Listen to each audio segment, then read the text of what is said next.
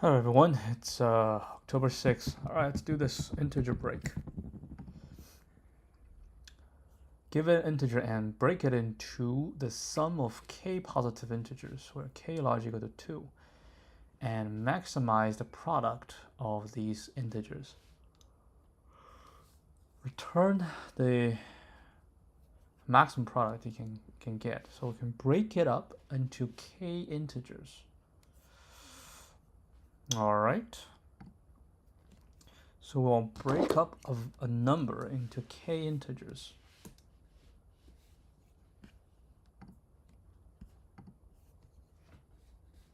So 10, right? We'll break up into k. K has to be larger than 2. So, I think if you break into 2, yeah, if you want to break into 2 integers, right? Basically, we say we have n equals to, let's say a plus b, right? Now we want to find a times b, the largest of a times b. And to do that, we can do a, b is basically n minus a, right? So that gives you minus a squared plus an, which is minus a minus, I think, half of this squared, plus this, right? And if you draw this, it's gonna be minus 2, and then we reach n squared divided by 4, right? And then we have, a is a equal to 0, and then this is n. So we'll have a curve looking like this, right? So you will reach the maximum when this is half, right? When this is half, you will reach the maximum. Okay, so that's 2, right? That's 2. But now you want to break it up into anything, right? You can break into 3, you can break into 4. So can we say that when you break them up, what if we have 3? I mean, if we have 4, I think it's good to say that you should just break in half and half, break in half and half, and then keep breaking into half. And that makes sense. Yeah, because you want to break them up, and you definitely want them to be as equal to each other as possible, right? But can you prove it? I mean, 2, we can prove it mathematically, but 3, like how do you prove 3? And or maybe we can do proof of contradiction, right? Let's say we have a value, and then we say this is the best we can get, and let's just assume n is divisible by 3, right? So we have this. Now what we're trying to say is we have something that's smaller. One side is smaller and the other side must be bigger, which means we have some value. Let's call it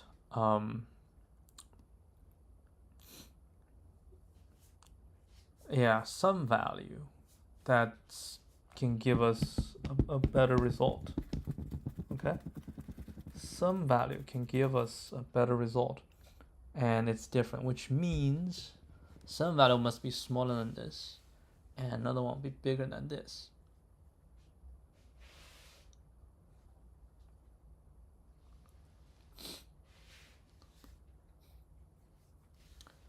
Now, if we say that is the maximum, can we prove contradictory?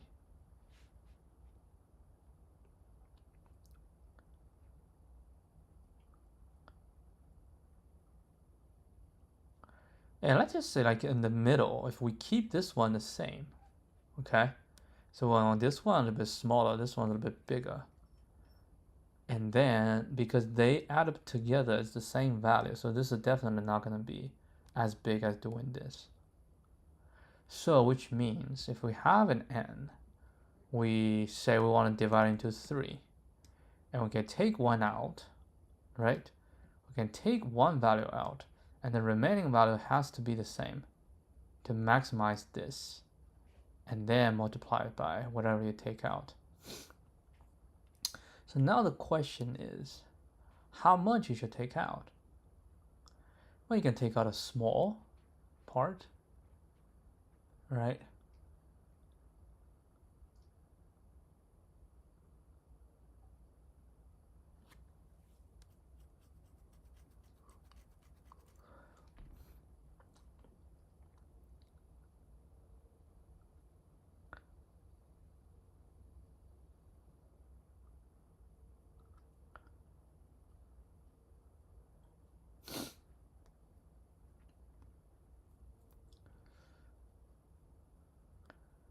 Don't have a good proof. Maybe we shouldn't prove it. Maybe we should just try it.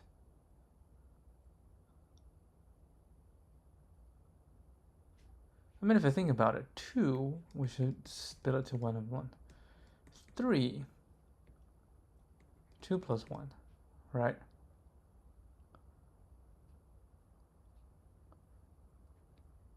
And when you get 4,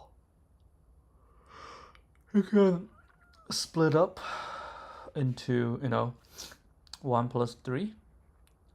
And we know 3, the maximum of 2 is 1. Maximum 3 is going to be 2. So if you do 1 plus 3, you have a maximum of 3. I have it. It's going to be 2. So that is just going to be, 2. Or we can do 2 plus 2.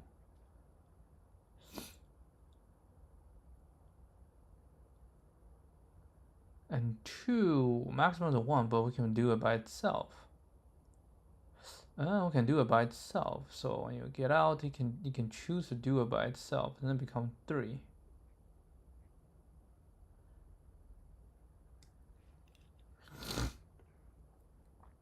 And this is 4, right? That's it.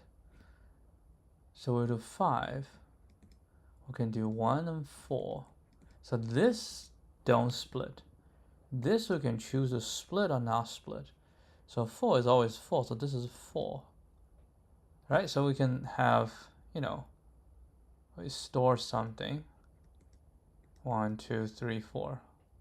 1 is not going to do. N equal to 2. And it's 2 is going to be 1. So we have this, right? So 1, 4, 2, 3. And 3 we can choose by itself, or 3 we can split. Well, the maximum we want the 3 to be is just 3 by itself. Right? It's just 3 by itself. So this gives you 6. And then you have 6. Right? 6 you can do 1, 5. 5 and maximum is 6, so this one will give you 6. 2, 4. 4 the maximum is 4, so let's give you 8. 3, 3. 3 maximum is 3, so let's give you 9. That's it. Man, we can try to see if these one work. No, 3, 4, 5, 6, 7, 8, 9, 10.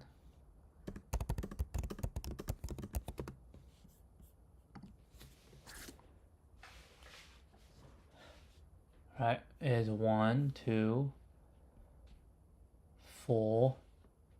Yeah, 1, 2, 4, 6, 9, 7. Right, if we want to do 7, we say 1 and 6. 6 maximum is 9. So this is 9. 2, 5. 2, 5 is 10. And 5 maximum is 6. Right? So 2 is 1. 3 is 2. 4 is 4. 5 is 6. 6 is 9. 7 is 12. Right? So 5 is 6. So it's going to be 12. Or we can do 3 and 4. 3 and 4 is 12. So that's 12. That's it. So that's that. Now 8. Again, 1, 7. 1, 7 is 12. 2, 6. That will give you 18. 3, 5. That'll give you 18 as well. 4, 4. That'll give you 16. So 8 shall be 18. 18. 9. So we have 18. 2. 2, 7, 24. 27. 24. So 9 is 27. So 10 basically is 1 times this, 2 times this, 3 times this,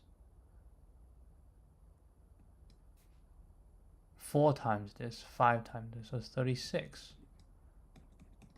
So 1, 2, 54, 3, 54, 4, 54, 72. Huh. Yeah, I think the biggest is, because they're all getting bigger, right? So 3 times this. Yeah, that's 72.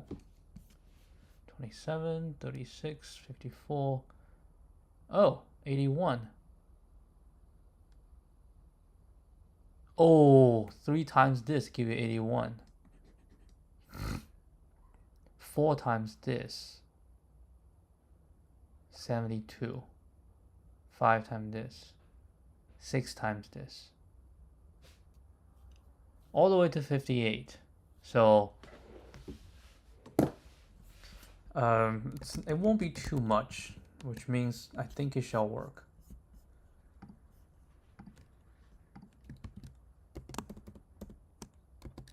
So basically it'll be something like this, right? We can say if n is equal to 2, these are a special case.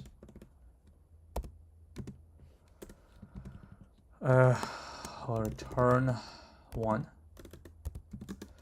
If n equal to 3, return 2. Okay? And then we are going to say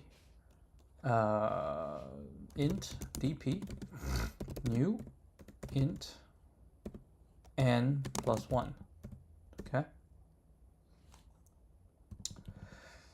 And then what we're going to do is we say dp 2 is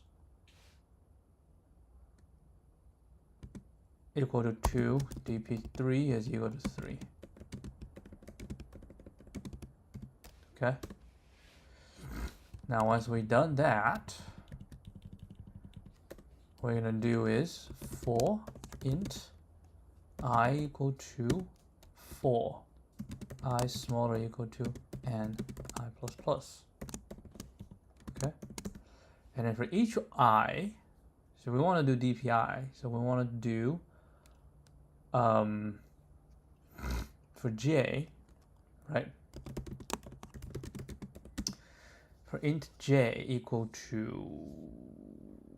1, j smaller equal to what?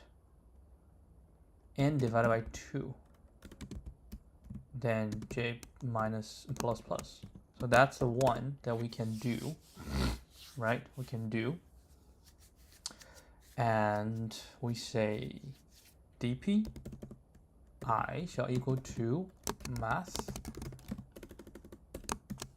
dot maximum dpi and dp something times, because j is the thing that we do not split, right? So something, what's the something?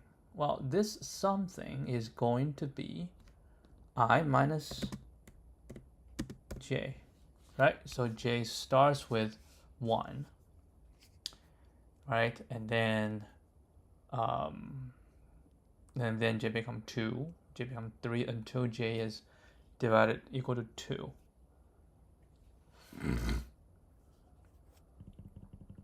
So we'll do that, right? Then we'll return dp and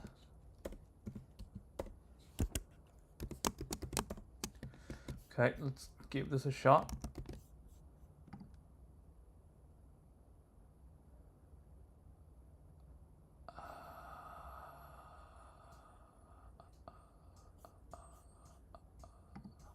Sorry, I divide by 2. Yeah, I think to test it, we just go to 58. Yep, that's that. Yep.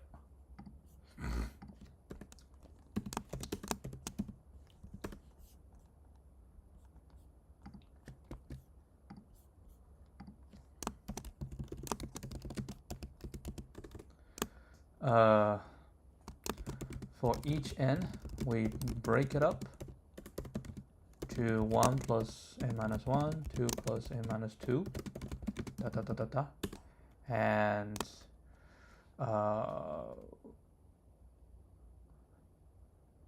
let the first element to not break up. Then the max of the break would be the max product of 1 times break n minus 1, 2 times integer break, right? 2 times integer break n minus 2, da da da. And this is typical dp. O(n) squared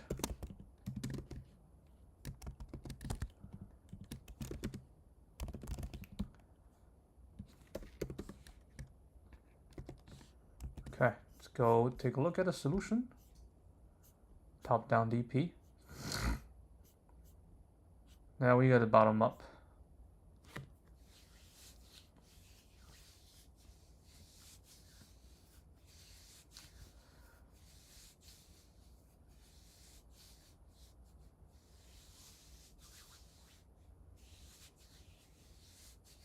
Yep. Mathematics.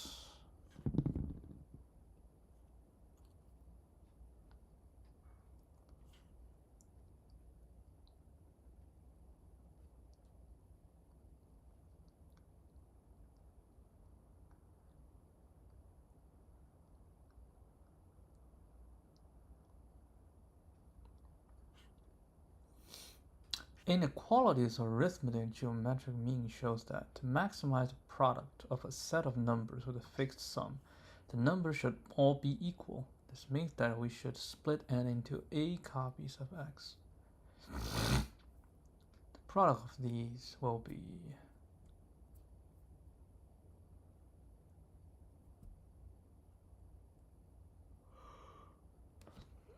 I submit maximize this function. Oh, how do you take derivative of this? I mean, we can. If we take derivative,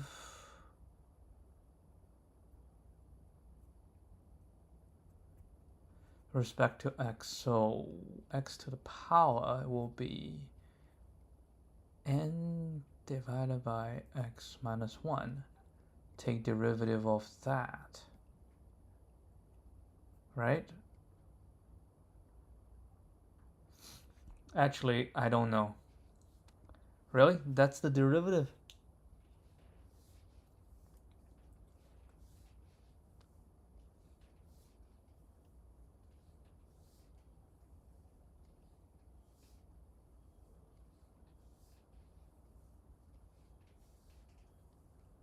Where does log come from?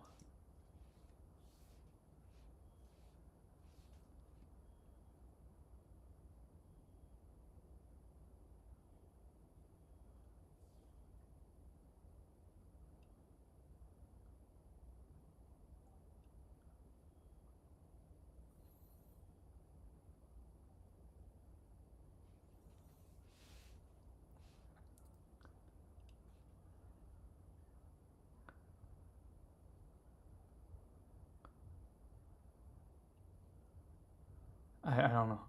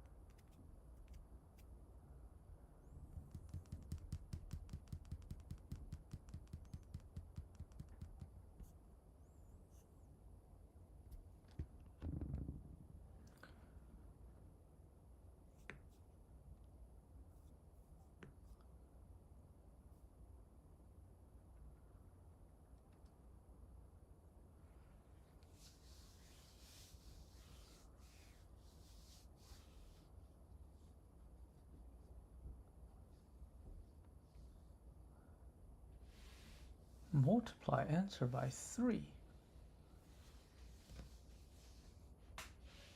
And divide minus equal to 3.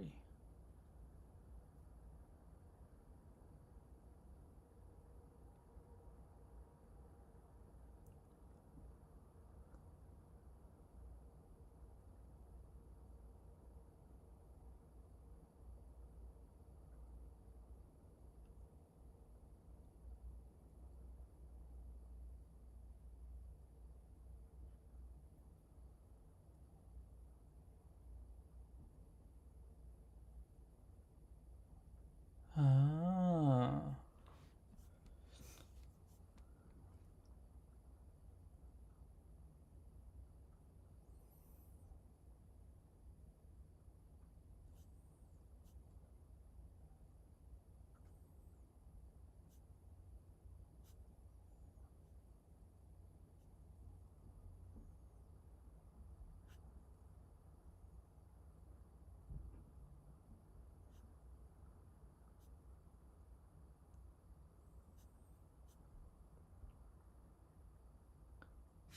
Yeah, I don't know how to do this, right?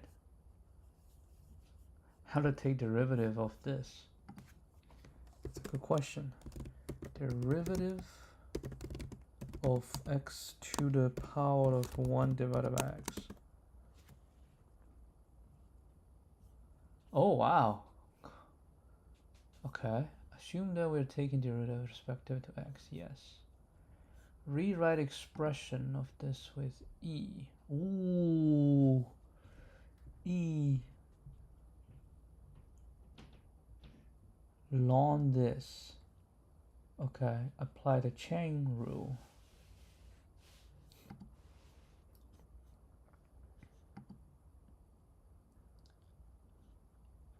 Right, we'll apply the chain rule, then this will rewrite expression.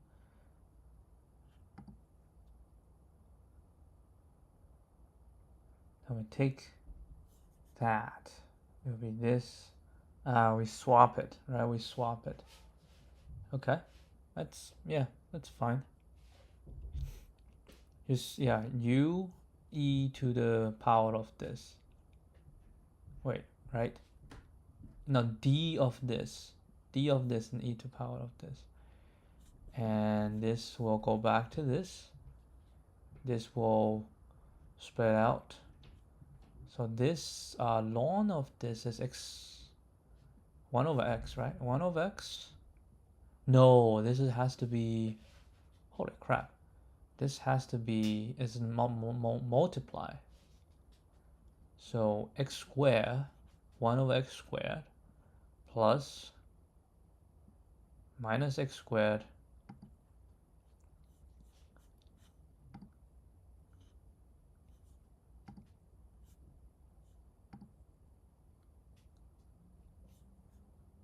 yes. You see that on the right hand side? Yes.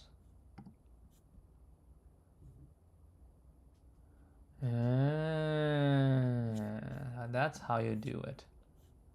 and you just put an n. Well, not really put an n, but you have to. Yeah, you can work it out. You can work it out. All right, so these equal to 0. So x equal to 0, right? What works? But x cannot be 0. So this has to be 0, which means this has to be 0. Well, you have to draw.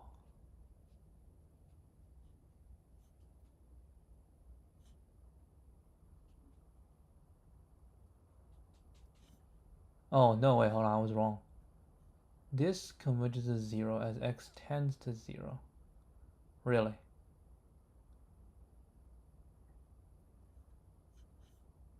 Yeah, we need to know if this is it increasing or decreasing. Well, as x become bigger, right? This one definitely is larger than 0. And as x becomes smaller, this will go to infinity. And this will be, yeah, this becomes 0. But x has to be larger than 1, so this cannot be 0, so only this be 0. So x is equal to e, so 2.7. So maximize at e, which means to maximize at 3. Therefore, we need to find how many 3s we can get out of this. Right, how many 3 we can get out of this. And 4 is a special case. Right, 4 is a special case. So other than 4, I think. Right, other than 4. Well, it's divisible, yes. Otherwise, we will, the last will do this. Yeah, if it's 1, then we have 4 left. Right, if we have 4 left, it will do 4. If you have 2 left, you do 2. Okay. I guess I used that method last time.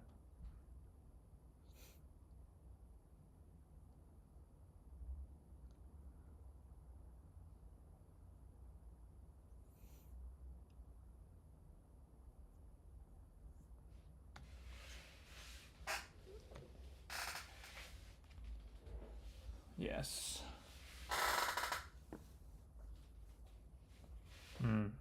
Okay.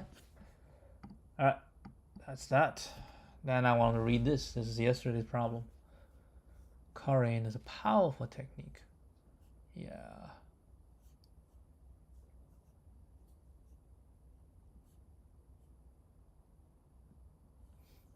Uh-huh.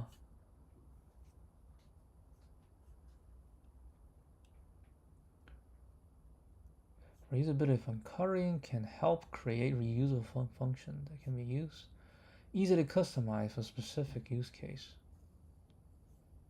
Returns another function with partially applied arguments. In this case, we have curry and add a function that takes 2 arguments, a and b.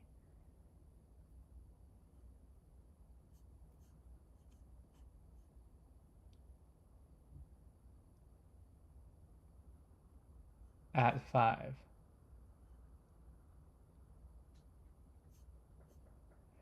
I'm not really quite sure about this, but it's okay. Event handling.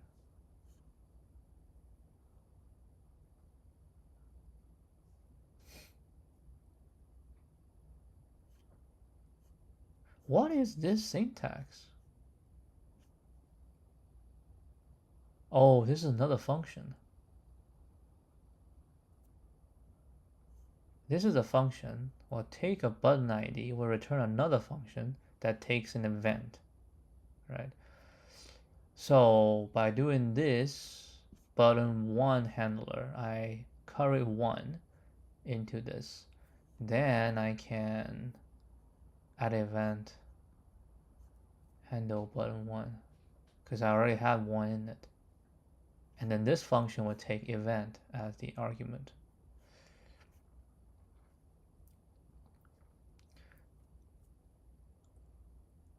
Base URL, endpoint, parameters. Holy crap, look at this thing.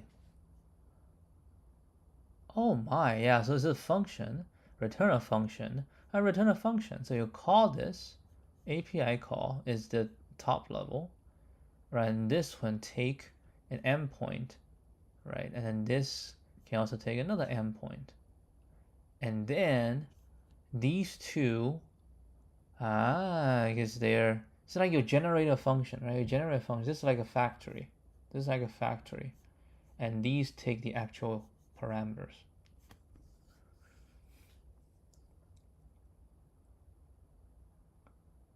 Double and square, compose these two into a new one.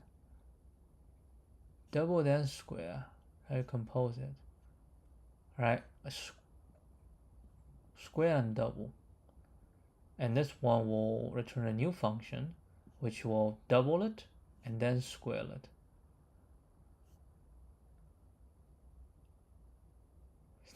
All right, so the first approach is currying with recursive. Oh, I think it's the same thing, right? So arguments, if arguments length is larger than, yes, then we do arguments, right? Because we have more arguments. It's only when arguments is smaller than the length then we curry whatever argument is in it. Okay, then we curry whatever argument is in it. So we'll curry that. Then what? We have curried argument. Then we need to make a new function call, which will take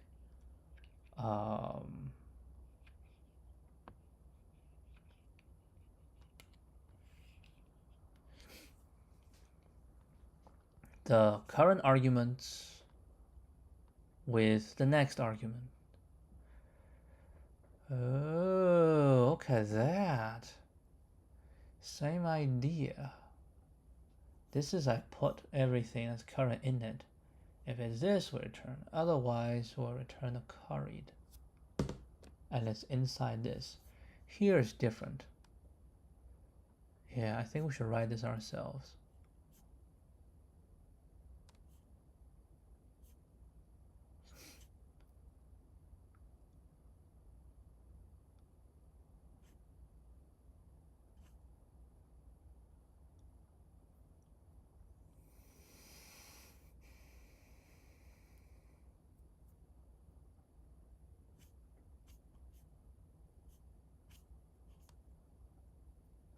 Okay, let's try.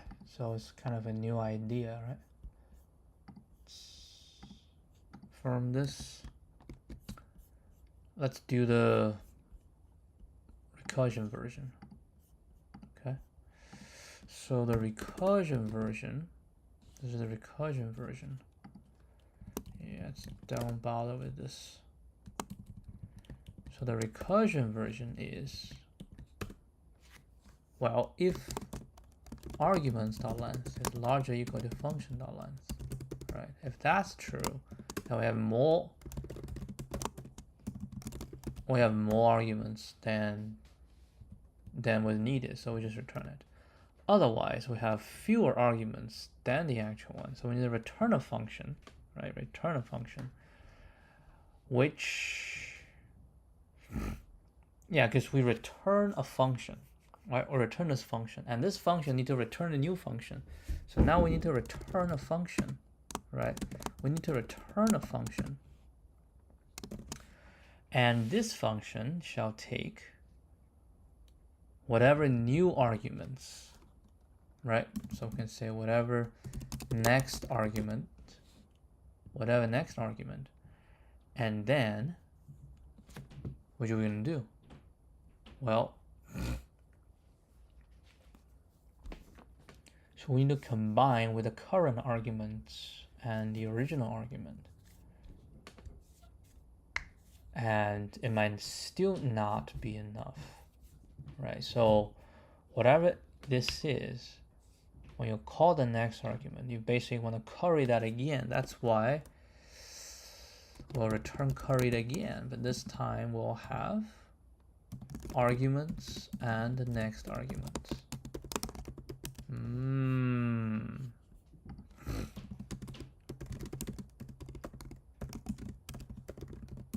What do we call this? This is a recursion implementation, right? Recursion implementation.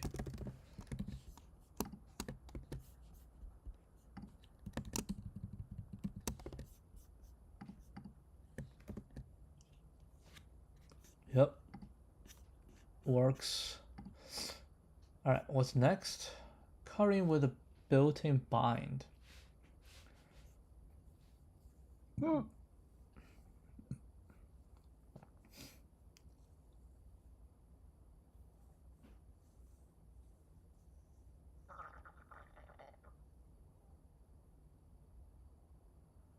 Bind method is particularly helpful in this scenario.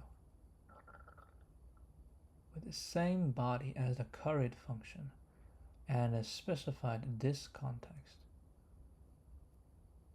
we use bind to create a new function with the accumulated arguments. The same. Oh, isn't this like the one I had before? I didn't bind, but I just create this.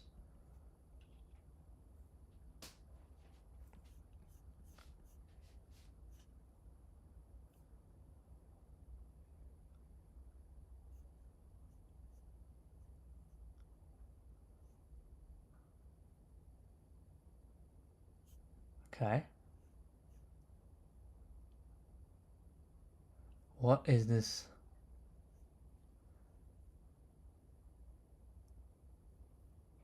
Oh. So we call this function with a function. We return curried, right? Okay. Then we say this. Then we call this and arguments. Okay, I don't understand.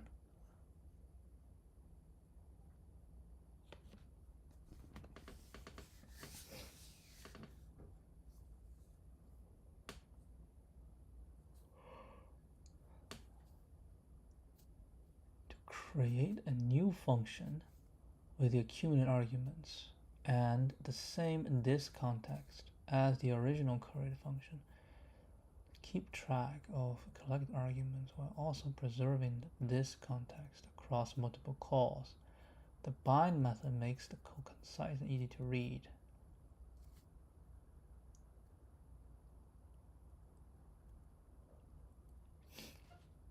In this case, it creates a function almost identical to this, but with a fixed this context.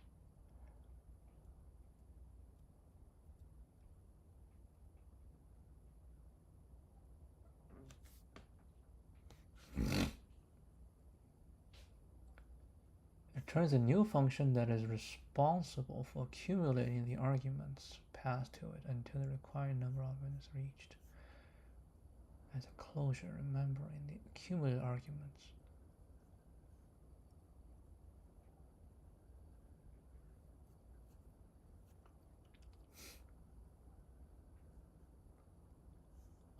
Allowing partial application of each step.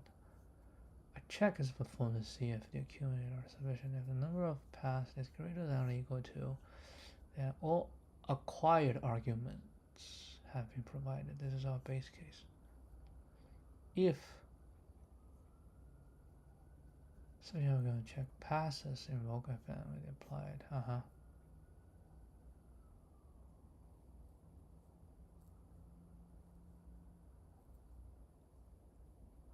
If the number of arguments passed is not sufficient, then return a new function created with the bind method. This allows further accumulation of arguments.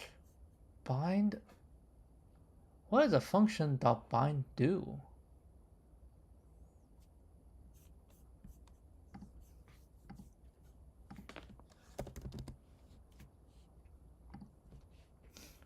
Bind of a function creates a new function that, when called, calls the function with its this keyword set to the provided value. Let's read that again. The bind method of function instance create a new function that, when called, calls this function with its this keyword set to the provided value and a given sequence of arguments preceding any provided when the new function is called. I don't understand anything that's said in this. We have to look at the examples. Okay, module is this. Okay, get x function return this dot x. Unbound get x module.getx gets invoked at the global scope.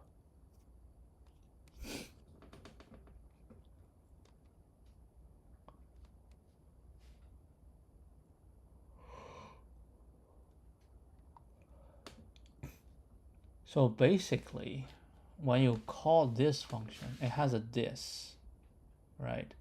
And this is pointing to the function itself, because the function is an object. So this refers to the function, and this function does not have x. That's why it's undefined. However, if we bound it, right, we get this, and then we bind module, which means this refers to module, and then I can call it.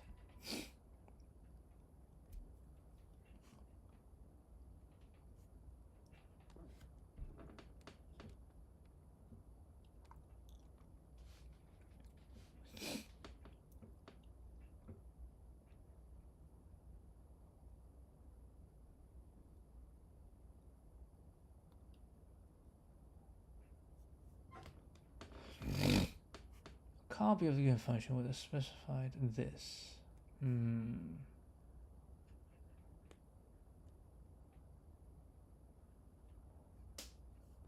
bound function will store the parameters passed.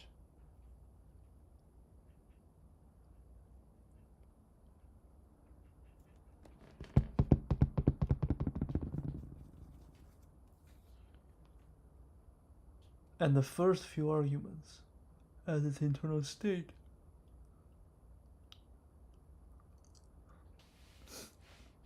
We can generally see this dot bind this argument as being equivalent to bound equal to this, and then call this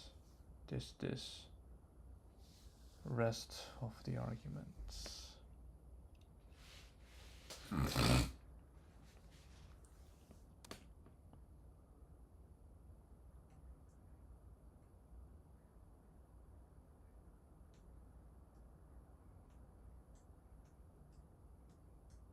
The function call has to pass this.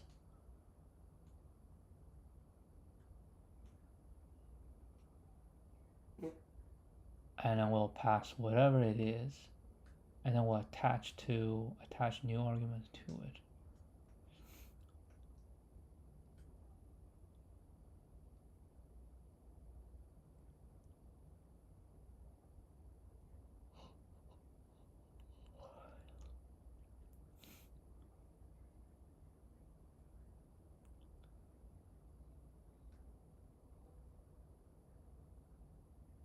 Arguments bound by this, arguments bound by this, and arguments bound.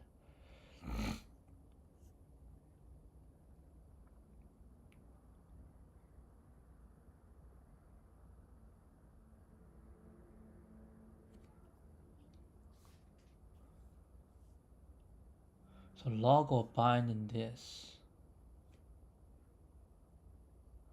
and log dot bind this value, and then this.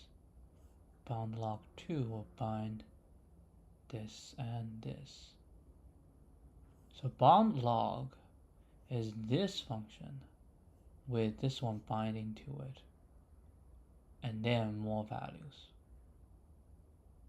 So the this will be log this, because it binds, so this one will pass in here, right? And then whatever is additional will be passed as well. And then we bind again. But this is also a this. However, this one already gets bounded with one value, so this one doesn't get bound again, so it just goes 3 and 4. So every time you bind, you have these will be in the front. So when you call this, these two added to the end. Oh. So because of this, and in our case, each time when you curry, you basically pass in, these are the new values, right? These are the new values you pass in. So we need to return a function, right? So we use this bind. So we'll, every time you curry, right? Curry, you call arguments on curried. Right, so here's the idea. You call on curried. Okay. Use bind. You call this, right? And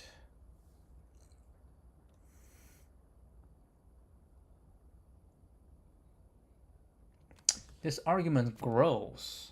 I think this is what it is.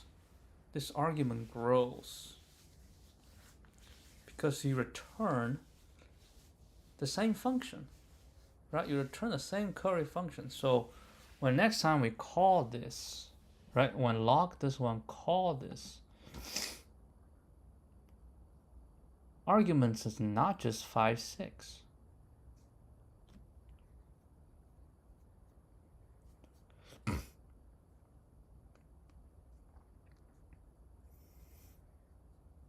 Just return the same, right? This basically is log. This is just log, but with these already. This is also log with these already. So when you call this, you see only 2 variables, but actually has more. Therefore, we do this, and then we'll do function.call. Right? We'll do function.call. We'll have to pass this, right? Because this has been bound. Because the last call of curried with only very few arguments. Additional, the actual arguments passed to it is very little. Then I don't think this is args. This is the part I need to see. It says it is args. That is very interesting. This is args.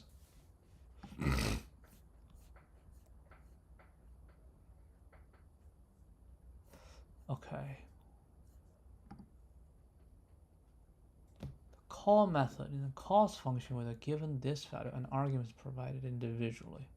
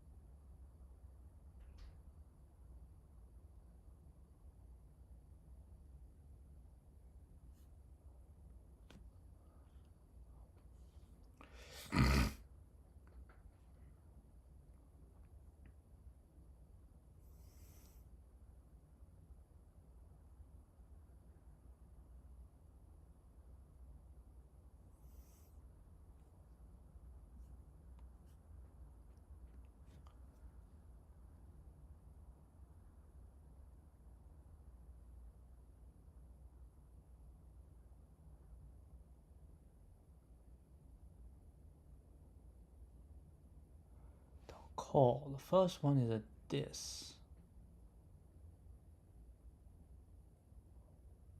Is a context.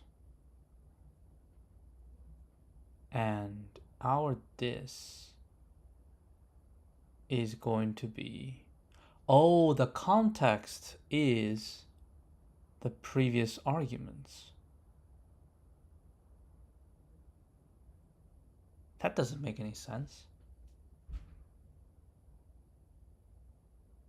If we say curry.bind, right? bind this. Oh, we have to reread this. What does the bind do? Calls this function with this keyword set to the provided value and a given sequence of arguments preceding any provided value when the new function is called.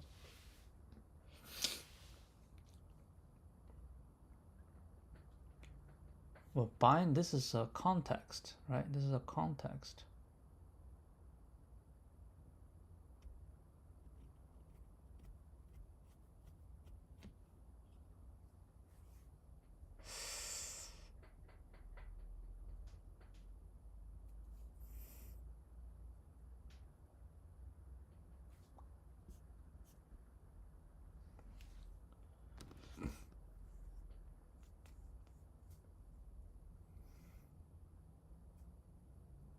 Yeah, I think what this means, but then why do you need to say, why can't you just say function call this one directly? Because these arguments are really larger then.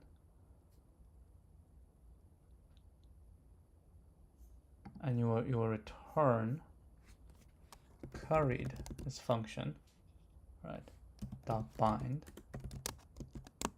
this, which is curried.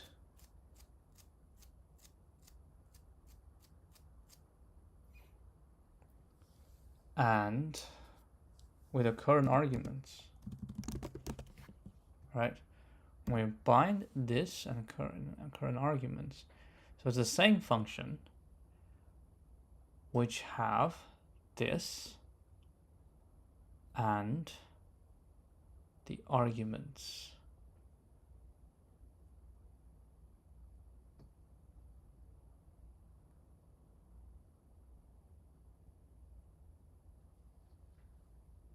Oh shoot, changed the wrong thing.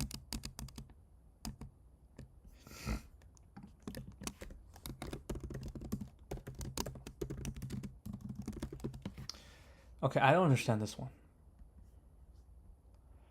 Why can't I just say fn args? Right? Because you're returning the same curry function, but binding new stuff. And you have to pass a this, which is just a context, right? It's just a context. It doesn't really mean anything. It's just a context. Okay, let's see.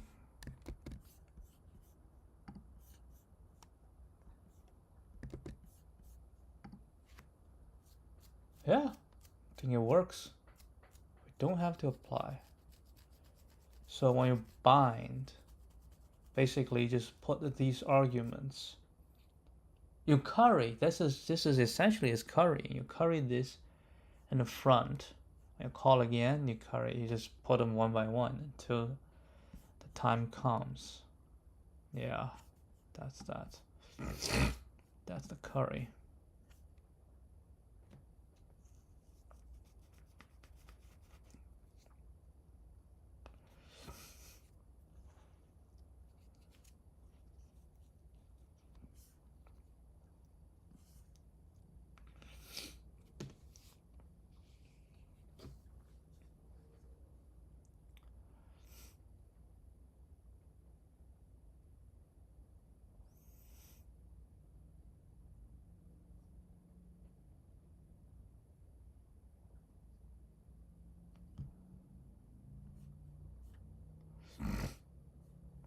Yeah, but it's not currying, because currying you have to return a function.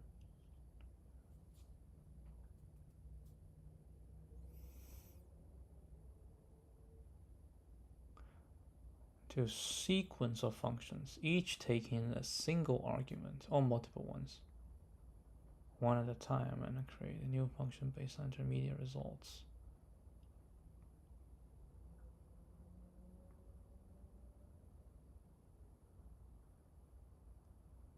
Yeah, curry is chain, partial is fixing arguments.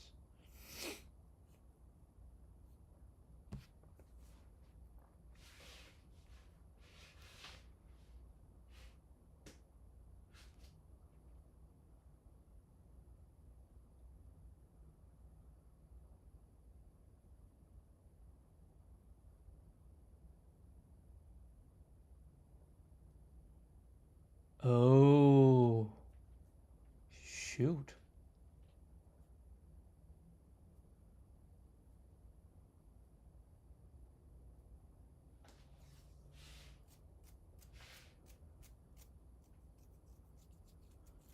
If argument's length is equal to 0. What?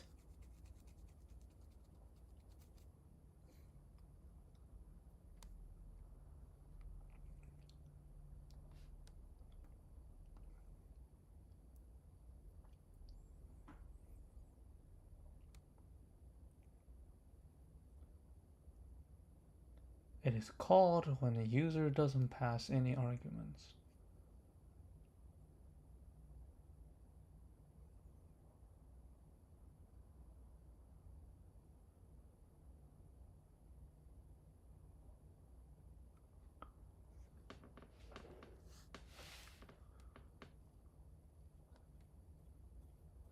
I don't understand.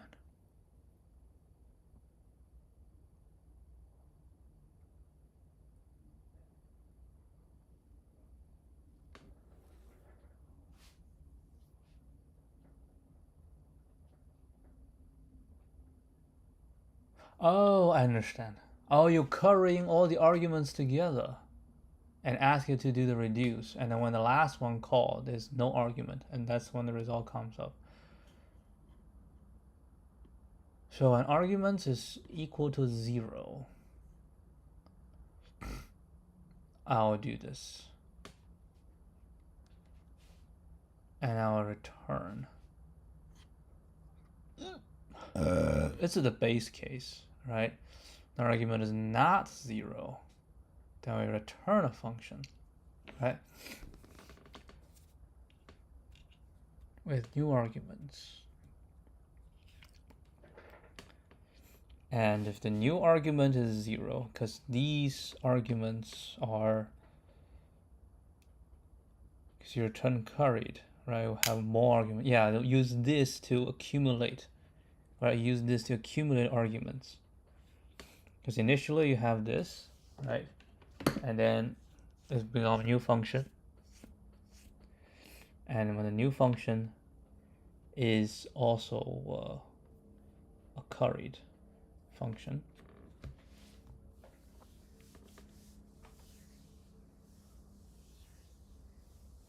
and a new function, this is the new function, right? This is the new function returned. We'll pass in new arguments, right? New arguments, and then they will be put behind. So you keep going this until a time when there's no arguments passed in, then you call whatever the arguments you have collected previously. Oh.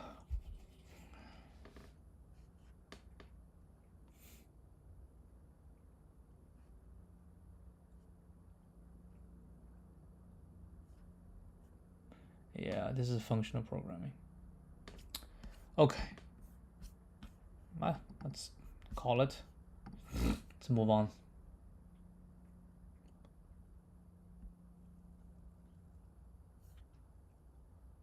Convert object to JSON strings.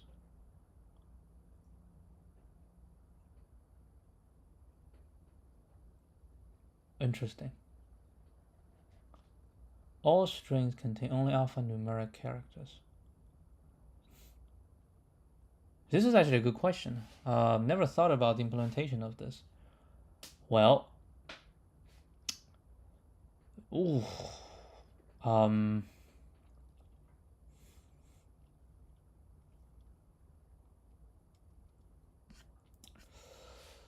the object can be a string.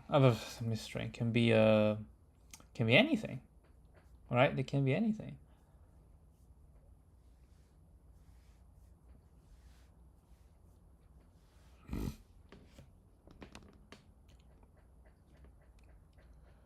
What do you think?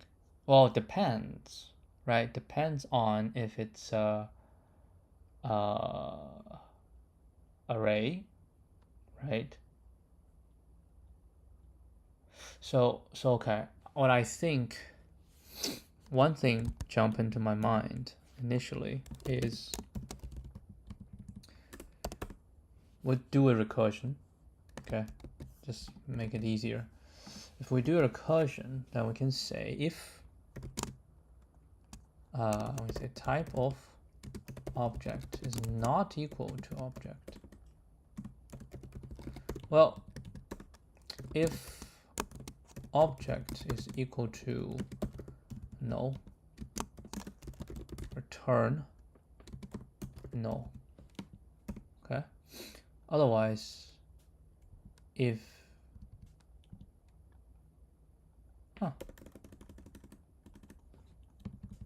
if not object, okay, or type of object is not equal to object,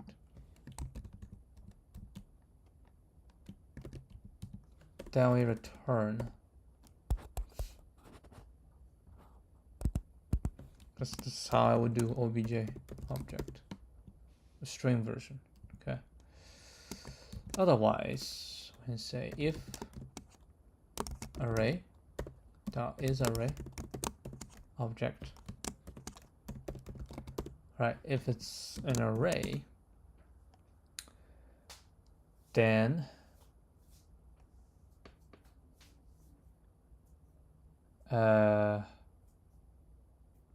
we need to join. I forgot how to do JavaScript join. Join array by comma. Array.join. Elements.join. Okay, so I just call object.join by this. Right? But of course we can't do it directly. We have to map it first, right? The map dot join obj. So each object we need to JSONify the object, right? And then we'll do that, and we'll return. We have to have a left plus this plus a right. Else, now it's an actual object, right? It's an object. Now that is something entries object, okay, dot map. I think when you do that, object.entries, I forgot, hold on, entries, object.entries dot map.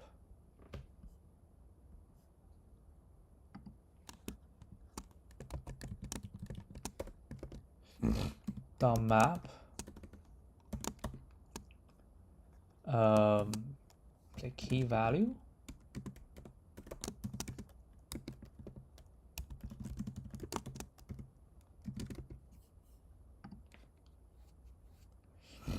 oopsie doozy, that's an array. Can we do key value here? Yes, you can. So the map key value, right? So key and value will be the same. We'll say, you know, key this value. Value is going to be JSON object by v. Right, so I'll map to this dot join also by this, and now I return this plus this. All right, we need strong test cases to try this.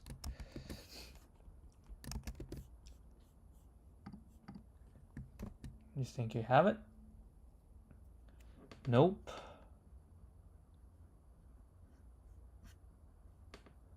Okay, a few things to note. Holy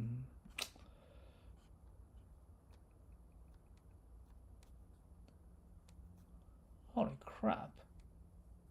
The string has to be The string has to be, oh,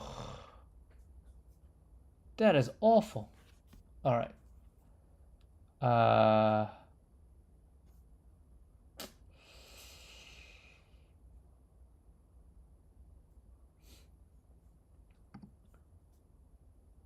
How do I check if it's a string?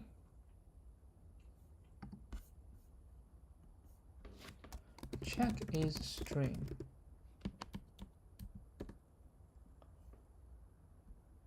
Dot is string. Type of equal to string. Okay, type of equal to string. So I think I'll check here.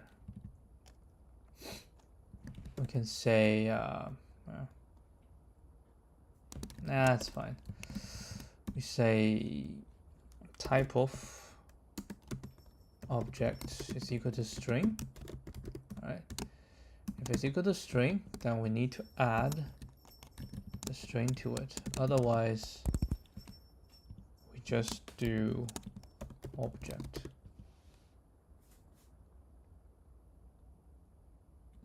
And here, this has a string, so we have to put this as well. Okay.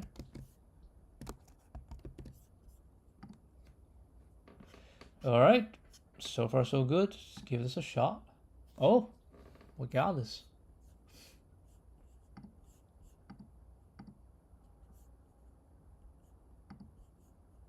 So, not as bad as I had expected.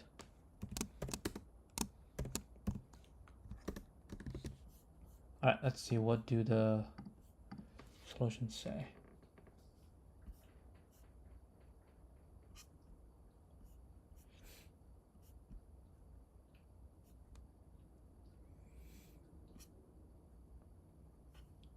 No. This map element, return.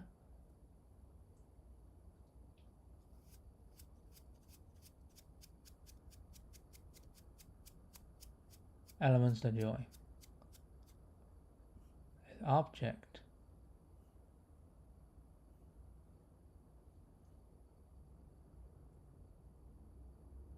String object. Switch case. Oh, same idea. Boolean number, string. No, it's actually not bad. It's not bad at all.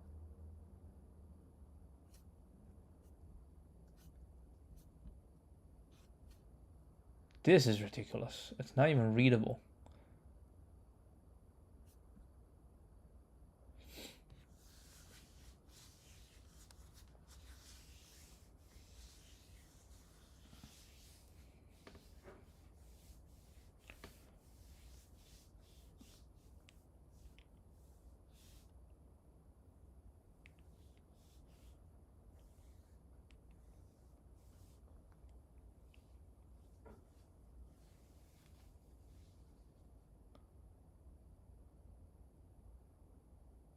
Yeah, floating point.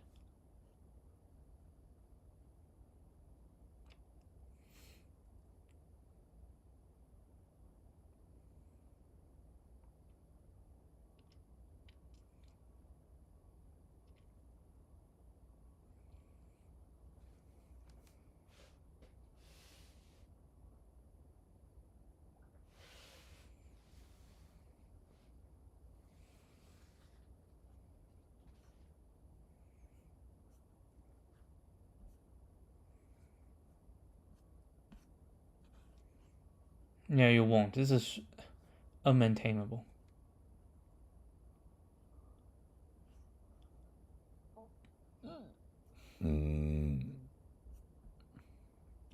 All right, that will be it.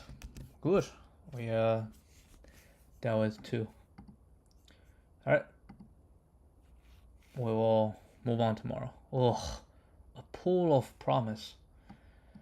All right, that'll be it. I will see you guys tomorrow. Adios.